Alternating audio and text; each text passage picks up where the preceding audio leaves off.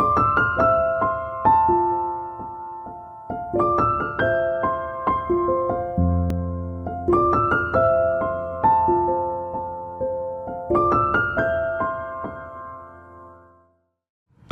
halo Tom, apa kabar?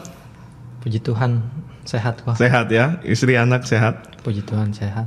Oke, puji Tuhan. Ya, dalam rangka menyambut bulan anak gereja kita bulan depan, jadi sekarang kita mau berbincang tentang topik tentang seorang anak, gitu ya. Dan kamu kan belum lama ini Tuhan sudah anugerahkan seorang anak nih, begitu. Boleh cerita sedikit tentang pengalaman kamu menjadi seorang ayah dan istri kamu menjadi seorang ibu, gimana nih perasaan memiliki seorang anak? Puji Tuhan sih saya sangat diberkati ya menjadi orang tua. Dan puji Tuhan juga saya sebisa mungkin akan menjaga dan merawat anak saya. Oke, luar biasa. Iya. Ya, sukacita dalam keluarga ya. Puji Tuhan. Ya, tambah tanggung jawab sebagai seorang ayah ya. Pasti. Oke. Ya, nah saya juga tahu bahwa dulu kamu cukup lama menantikan seorang anak. Berapa tahun kalau nggak salah waktu itu ya? Kira-kira 5 tahun. 5 tahun sampai 5,5 tahun kalau nggak. 5 sampai 5,5 tahun ya, cukup lama juga 5 ya. tahunan lah kalau nggak salah. Oh, oke, cukup lama juga itu. Apa yang waktu itu kamu lakukan bersama istri ketika Tuhan belum anugerahkan seorang anak? Kita bergumul, kita berusaha, kita juga berdoa. Di situ ada suatu itu sempat ada pendeta datang. Iya. Yang sempat pendeta siapa saya lupa lah namanya gitu. Dia datang di gereja kita, terus dia cerita tentang anaknya atau siapa gitu. Iya. Dia cerita tentang pokoknya yang sudah lama tidak hamil-hamil segala macam. Oke. Akhirnya dia mau doain. Di situ saya tanpa refleks aja gitu tanpa kan. pikir panjang ya. Tanpa pikir panjang saya refleks. Pas pendeta mau doain, silakan maju. Saya tarik tangan istri saya maju ke depan, saya berdoa. Oke. Saya didoain dan saya juga berdoa. Tiba-tiba dari situ yang tadinya saya sudah Mungkin kehilangan pengharapan ya. Iya, kehilangan pengharapan. Tiba-tiba Jadi muncul Tuhan lagi. kasih. Tuhan kasih tiba-tiba dari jarak situ sekitaran 2-3 bulan. 2-3 bulan Iya, langsung isi ya. langsung isi. Saya ingat tuh kalau nggak salah pendeta Daniel Setiawan. Ya waktu itu kita bikin acara KKR doa. Iya. Ya, dan dia mengundang bagi pasangan-pasangan yang belum punya anak untuk maju dan didoakan.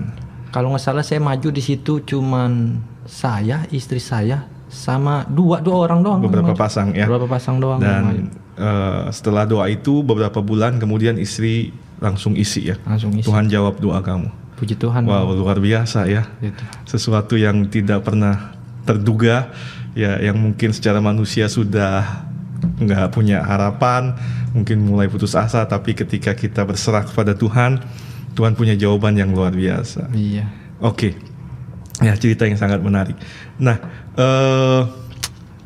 saya juga tahu bahwa kamu punya cerita yang luar biasa dari proses kelahiran dari anak kamu nih yang kamu kasih nama Sophia. Iya, benar, Pak. Iya, namanya Sophia. Sophie. Nah, boleh nggak diceritakan kepada kita semua nih tentang kronologis atau rangkaian cerita saat Sophia ini dilahirkan ke dalam dunia ini nih? Oke, terima kasih buat ini ceritanya. Saya akan cerita tentang anak saya dari proses lahir hingga sekarang dia berusia umur kurang lebih 19 bulan. Oke. Ceritanya dia lahir di daerah rumah sakit di daerah Bogor. Dia lahir di sana dengan berat normal, panjang normal. Oke. Di situ saya merasa senang pada hari pas dia lahir, karena pada hari itu juga saya dinyatakan menjadi seorang bapak. Iya.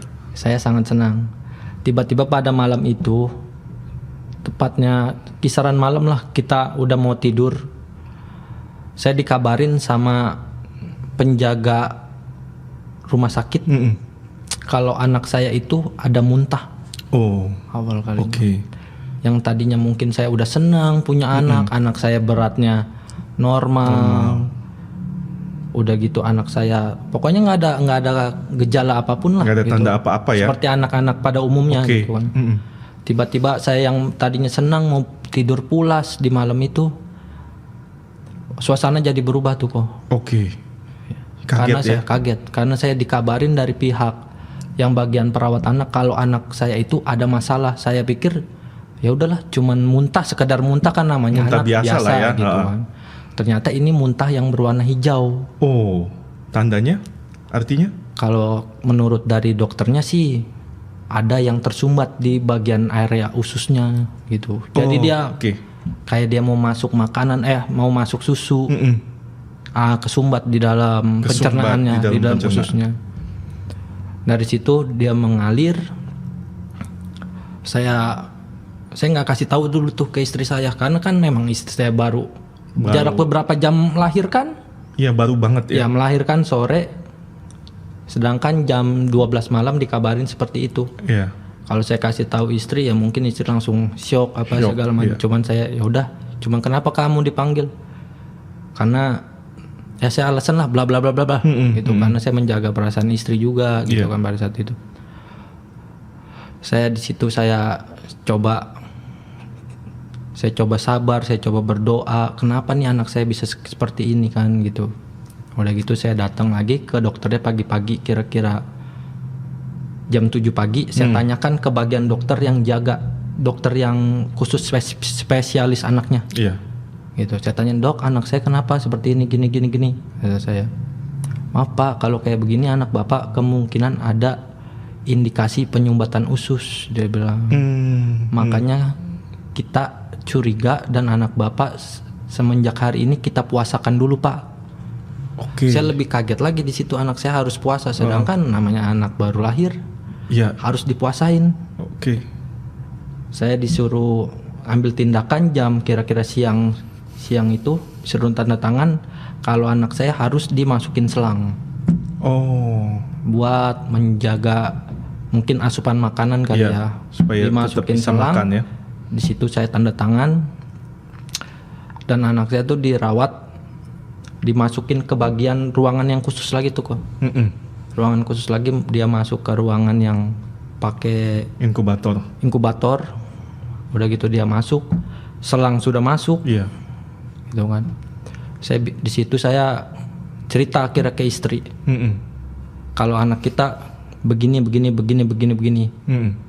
kan istri namanya baru habis operasi sesar nggak mungkin kan dia turun atau jalan Betul, ke bawah masih gitu lemah kan. kondisinya, masih lemah. iya. Akhirnya saya coba kuatkan istri saya kalau anak kita itu sehat-sehat aja lah pokoknya. Saya intinya saya ya sebisa mungkin saya tenangkan lah hati istri saya gitu kan. Setelah itu jarak dari hari pertama sampai hari ke-9 saya berada di rumah sakit di situ. Anak saya itu masih dipuasain. Masih puasa terus Masih ya? puasa. Tapi kondisi Shopee gimana? Sadar normal ya? Sadar cuma ya dibilang sadar udah masuk.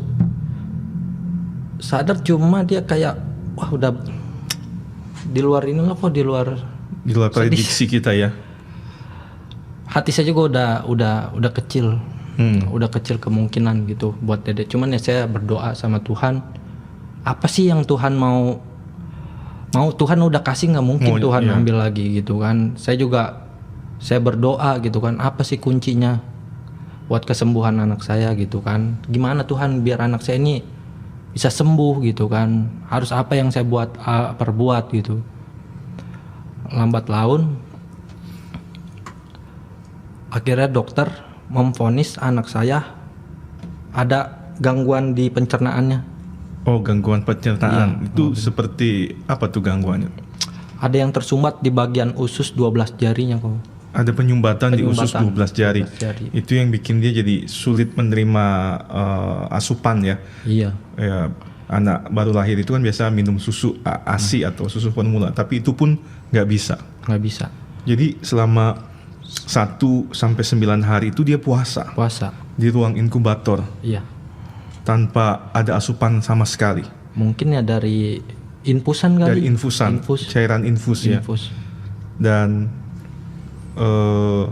setelah itu dokter menyatakan atau memvonis ada penyumbatan. Nah, lalu apa tindakan atau saran dokter setelah itu begitu?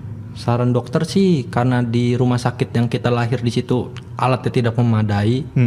Akhirnya dia memutuskan untuk dirujuk ke rumah sakit yang memang fasilitas alatnya mendukung gitu. Iya. Dari pihak rumah sakit menyarankan seperti itu, akhirnya saya ngambil tindakan. Oke, saya setujuin, dan menunggu rujukannya itu pun nggak cepat ya. Sejam 2 jam langsung dapat gitu kan. Saya kalau nggak salah nunggu 2 hari. 2 hari rujukannya itu. Baru 2 hari terima ya 2 hari. 2 hari baru ada yang terima. Oke. Berarti selama 2 hari itu satu waktu yang sangat berat untuk kamu dan istri bisa lewati, karena keadaan si Dede ini dalam keadaan yang seharusnya butuh cepat tindakan gitu ya, tapi karena menunggu ada rumah sakit yang menerima rujukan itu, jadi si Dede ini ya tetap dalam perawatan di inkubator itu begitu ya. Dan tentunya karena tidak ada asupan normal bagi si Dede ini, fisiknya mungkin mulai lemah. Lemah kok. Jadi dia dari berat aja udah turun drastis karena memang tidak ada masukan asupan kayak nutrisi, susu gitu kan. Dari berat yang tadinya 3 kilo sekian itu turun menjadi 2,3 kilo. 2,3 dari 3 kilo sekian turun jadi 2,3. Jadi turun sekitaran 700 gram. 700 gram ya. Nah, lalu akhirnya dapat rumah sakit yang kamu boleh ceritain gimana tuh bisa dapat cerita akhirnya bisa ada rumah sakit yang menerima rujukan itu gitu. Ini di sini mujizat Tuhan nih nyata banget nih di sini. Oke.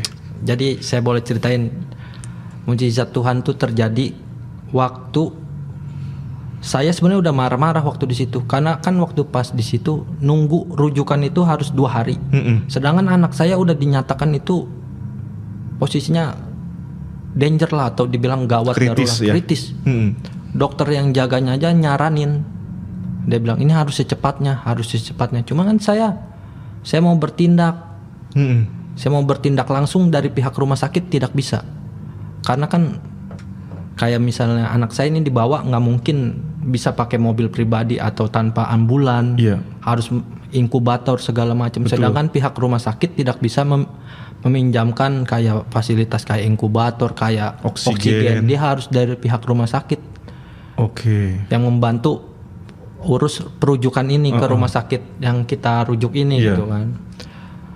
Akhirnya saya konsultasi sama keluarga saya, sama ibu, sama kakak saya segala macam. Akhirnya saya dapat masukan lah, oh kamu coba anak kamu dibawa ke rumah sakit yang namanya Harapan Kita di Jakarta gitu. Nanti pakai dokternya dokter si ini aja deh, kata. Kebetulan gini, kakak saya yang perempuan punya teman sekolahnya itu dia bagian anak, di bagian khusus anak gitu, di bagian dokter anak, di dokter anak bedah. Akhirnya kakak saya yang perempuan konsultasi nih ke temennya gini, tolong dong adik aku punya anak begini gitu, kamu ada saran nggak? Karena memang temennya kakak saya yang perempuan dia memang dokter spesialis anak, makanya dia minta masukan ke temannya itu, dikasih masukan, coba deh kamu bawa anak kamu ke rumah sakit Harapan Kita. Nanti temuin aja dokternya, dokter Kozi, dia bilang.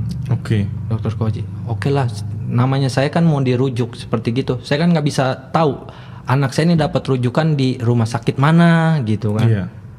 Saya cuman ya udahlah, saya berserah sama pihak rumah sakit, dan saya juga berdoa mudah-mudahan anak saya dapat rumah sakit yang bisa alatnya memadai gitu kan. Karena anak saya emang kondisinya udah gawat lah gitu gitu. Jadi akhirnya dapatlah rumah sakit itu, lalu dilakukanlah tindakan operasi. Iya. Kebetulan saya dapat rumah sakit itu, ajaibnya rumah sakit yang saya disaranin kakak saya yang terima rujukan, yang diterima rujukan itu rumah sakitnya sama. Sakit yang sama. Rumah sakit yang sama. Dan dokternya pun yang menangani anak saya, dokternya pun dokter yang sama kok. Yang sama disarankan Kan sama. oleh kakak saya. kakak kamu. Iya. Padahal waktu awalnya itu hanya saran. Ya, belum tahu siapa yang akan terima rujukan rumah sakit dan siapa juga yang dokter yang akan menangani anak kamu begitu. Betul. Dan ternyata akhirnya rumah sakit yang terima rujukan dan dokter yang menangani persis seperti apa yang disarankan oleh kakak kamu. Iya. Jadi ini sesuatu yang luar biasa. Makanya mukjizat banget itu. Dan saya percaya ini bukan satu kebetulan. Pasti. Tapi ada campur tangan Tuhan begitu ya dalam proses ini. Nah, akhirnya gimana kelanjutan ceritanya setelah Shopee ini masuk ke rumah sakit rujukan ini begitu? Setelah dia masuk ke rumah sakit yang dirujuk nih di daerah Selipi di Harapan Kita ini, dia masuk ke ruangan yang bagian khusus buat anak. Khusus anak yang umurnya di bawah 1 tahun. Itu ruangan itu memang isinya ya anak-anak yang memang sudah sakitnya berat, bahkan yang lebih parah pun banyak kok di situ. Oh gitu. Oke. Akhirnya di situ saya coba temenin karena memang rumah sakitnya itu ketat kan, nggak bisa ditunggu. Kita berharap ya udah kita temenin setiap hari, setiap saat kita datang, kita waktu, karena memang posisi anak saya kan masih puasa juga sampai saat itu. Iya. Dia itu kalau nggak salah di hari ke-16 baru boleh minum susu. 16 hari jadi dia puasa. Dari pas lahir ya. Dari sejak lahir sampai hari ke-16 dia baru bisa dapat asupan susu. Iya. Wow. Saya sih nggak bisa bayangin ya, anak yang sedang lemah baru lahir ya dan harus puasa begitu. Lalu apa tindakan selanjutnya dari rumah sakit itu? Dari rumah sakit langsung pada hari pas saya sampai di sana, jarak 1 hari langsung ada tindakan. Saya disuruh datang pagi-pagi oleh pihak rumah sakit. Saya sengaja datang ke sana pagi. Udah gitu saya disuruh tanda tangan buat menyatakan kalau anak saya ini harus dibedah lah gitu kok. Dibedah karena memang udah nggak ada jalan lain. Itu satu-satunya jalan gitu. Oke. Ya kan, tanpa saya pikir panjang juga, kalau memang udah nggak ada jalan ya udahlah gitu, karena saya kan sebagai manusia terbatas. Cuman kalau dokter mungkin dia sekolah apa segala macam, saya cuman ikutin lah apa yang dokter saranin gitu kan, gitu sih. Oke. Jadi setelah bedah ini berapa lama lagi dia masih ada di dalam ruang perawatan begitulah? Ruang perawatan setelah pasca dibedah? Iya. Di ruang perawatan pasca dibedah dia masih dirawat kurang lebih 12 hari. 12 hari? 12 hari. Sampai dinyatakan sudah pulih ya, sudah boleh pulang. Iya. Jadi tadi sebelum bedah kan sudah 16 hari puasa. Apakah setelah bedah itu masih puasa lagi atau sudah bisa dapat asupan sedikit-sedikit begitu? Sudah bisa. Ya? Setelah bedah jarak 1 hari dia sudah boleh minum susu. Cuman bertahap dari sedikit demi sedikit lama-lama naik sambil melihat kondisi anaknya ya, perkembangan juga, kondisinya. Dia ada muntah lagi nggak kalau minum gitu. Kalau misalnya terima asupan susu gitu ya, puji Tuhannya sih Tuhan jamah. Dia sampai ya seenggaknya dia bisa minum susu lah meskipun sedikit. Hati saya sih sedih. Iya. Itu kan namanya anak. Dia ketemu susu dari lahir pertama Malam itu sampai yang hari ke-16 dia baru ketemu susu lagi. Dia minum susu itu kayak ketemu apa ya? Wah, saya gembira bener lah pas dia bisa udah boleh minum susu ya. Meskipun 10 mili segini doang ya. Jadi total berapa hari di rumah sakit total, setelah bedah ini? Kalau di rumah sakit total dari dia pasca lahir sampai pulang lahir, kurang lebih 27 hari kok. 27 hari 27 ya, hampir hari. 1 bulan ya. Iya. Harus dirawat secara intensif begitu. Oke. Dan yang saya dengar juga, kalau nggak salah ya, koreksi saya kalau salah, bahwa di rumah sakit yang pertama begitu, dokter secara tidak langsung menyatakan bahwa sebenarnya usia anak kamu ini hanya tinggal menghitung jam. Betul nggak? Ada sempat yang bilang seperti itu kok. Iya. Cuman ya saya juga gimana ya? Saya di situ cuman sedih sekali karena dokter apa sih gitu, dokter cuman bisa istilahnya umur anak vonis umur seseorang berapa jam, tapi kan kuasa kita yang punya ini ada di tangan Tuhan. Iya, punya di tangan Tuhan gitu kan. Akhirnya saya juga saya di situ saya nggak mau menyerah, saya berusaha, saya berdoa. Ya puji Tuhan anak saya sampai sekarang boleh dinyatakan sehat kok. Sehat ya? Sehat, meskipun ya ada jangka panjangnya itu ada efek sampingnya lah sampai dia besar nanti gitu kan. Ada kemungkinan kecilnya ada kayak perlengketan kalau pasca operasi gitu kok. Oh begitu ya. Oke, nah sekarang kan ya Tuhan sudah tolong ya. Puji dari Tuhan. 1 bulan, hampir 1 bulan di rumah sakit sampai hari ini. Tadi Tommy bilang bahwa dia sudah berusia 19 tahun. 19 tahun. 19 semangat ya. 19 bulan. Iya, 19 bulan ya. Nah, gimana tuh selama proses pertumbuhan Shopee dari pulang dari rumah sakit sampai hari ini, apa yang dialami gitu, apa yang kamu alami selama mengurus Shopee ini, Sophia ini? Puji Tuhan sih dia dari pas pulang pasca itu sampai usia dia 1 tahun lebih baik-baik aja kok, nggak ada kendala. Sehat ya? Sehat. Nggak ada apa-apa ya? Nggak ada apa-apa. Dia bermain seperti anak-anak pada umumnya. Makan gitu. Pun normal ya? Makan normal. Oke. Kayak normal lah semuanya. Dia main, dia makan, dia minum. Cuma ya karena memang dia ada riwayat seperti genetik ya, apa bawaan ya? Bawaan. Terus dia juga ada resiko perlengketan di ususnya pasca operasi gitu kan.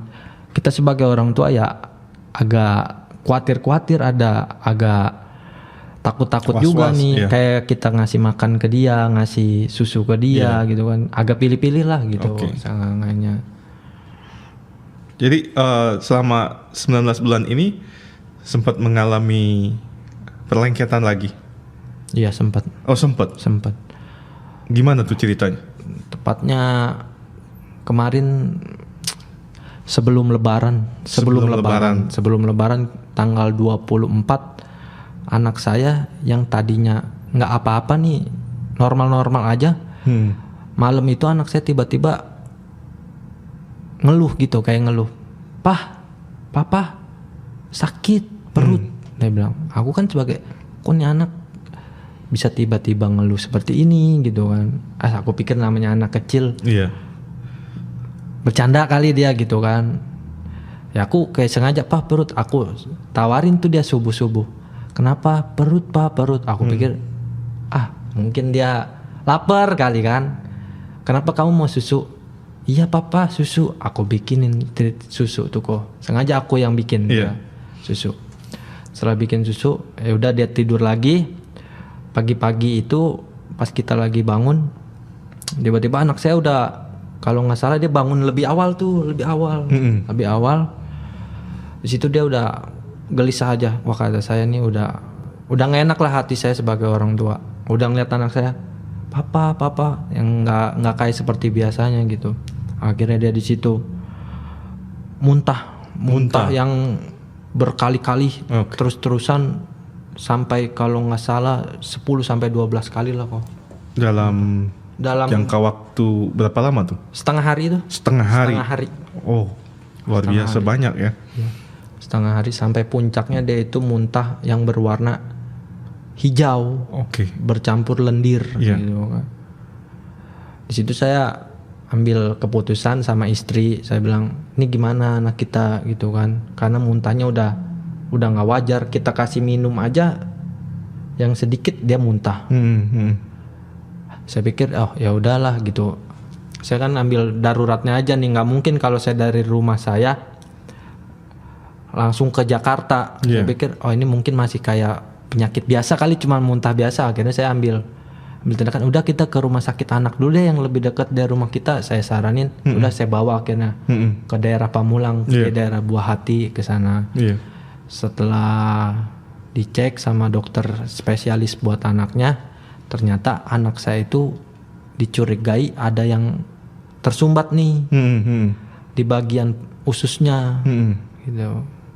Akhirnya disaranin dokter kalau anak saya ini udah apa ya, udah lemah lah, karena cairan udah nggak bisa masuk gitu. Iya, udah sangat lemah lah. Lemah. Makanya saya nggak disarankan anak saya itu untuk dibawa pulang, harus dirawat di situ.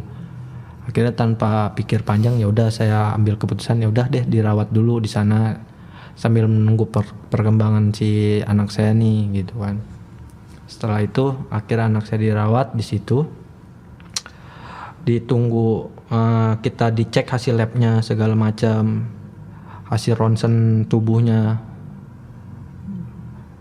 Kalau nggak salah pada sore apa menjelang malam keluar tuh hasil ronsen anak saya tuh. Memang di situ dinyatakan kalau anak saya ada perlengketan di bagian usus. Berarti terjadi lagi ya perlengketan itu begitu setelah 19 bulan berlalu. Maaf, kalau yang pertama bukan perlengketan kok. Oh, pertama bukan perlengketan. Kalau yang pertama itu penyumbatan. Penyumbatan aja. Penyumbatan. Oke, berarti baru ketahuan perlengketan ini pada saat ini. Pada saat itu ya. Iya. Pada saat itu dia baru ketahuan ada perlengketan di ususnya gitu. Puji Tuhan, kayak saudara-saudara, ibu ya mau ikutlah bersama-sama datang ngejenguk, bantuin saya di rumah sakit, bantuin jaga anak saya juga. Ya saya sih puji Tuhannya banyak lah yang ngebantu, kayak ibu, orang tua, bahkan pihak dari gereja pun ada sebagian yang datang, banyak yang support ya, puji Tuhan ya, saya seperti itu kok. Itu di akhirnya dirawat di rumah sakit yang di dekat rumah atau dibawa kembali ke rumah sakit waktu dia dibedah?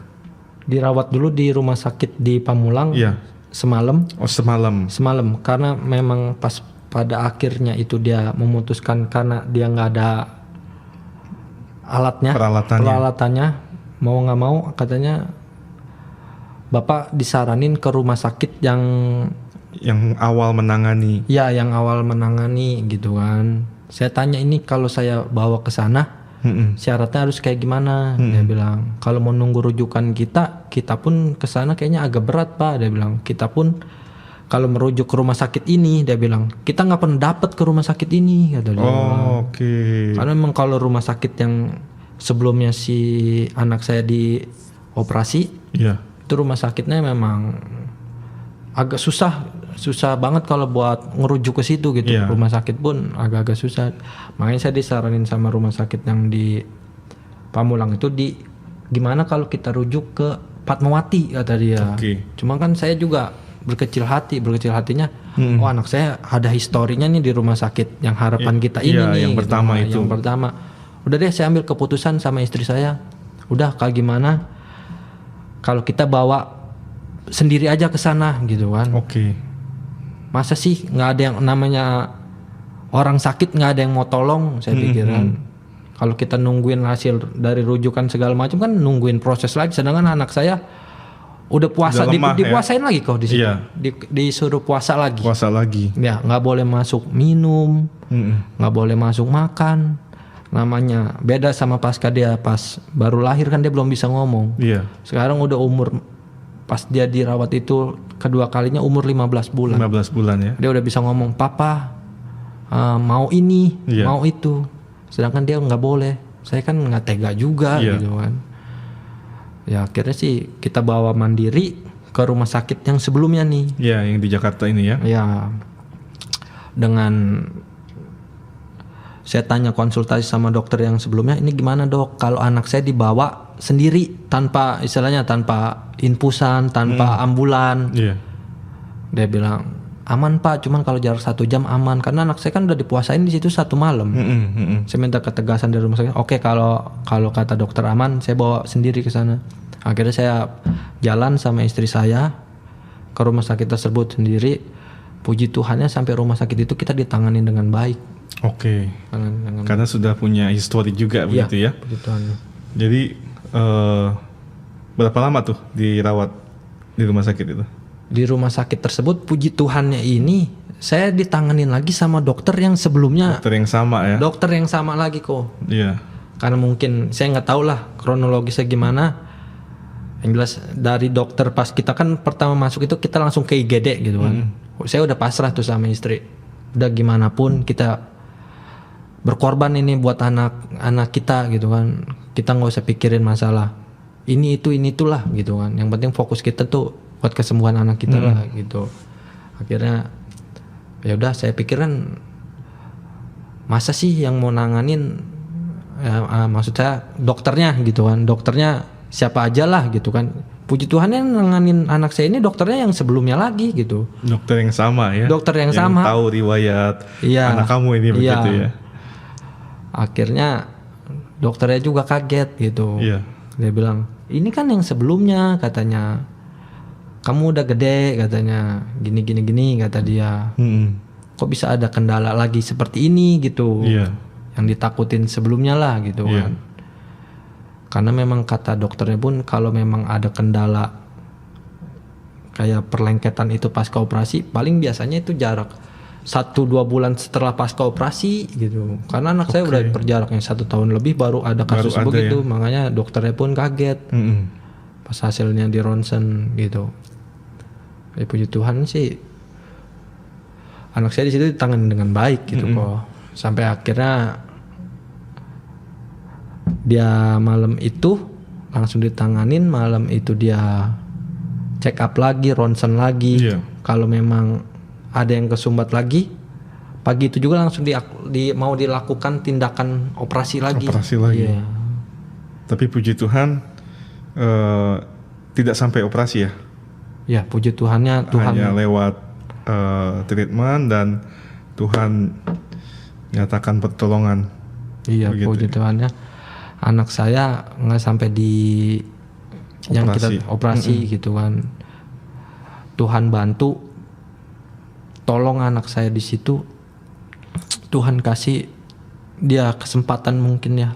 Saya juga udah di situ saya udah kacau lah saya di sana sama istri saya. Saya berdoa buat anak saya. Saya menaruh harapan yang lebih lah sama anak saya. Saya bilang, kamu itu udah banyak yang dia lewatin gitu. Kenapa sih harus seperti gini lagi gitu kan? Harus balik lagi ke sini.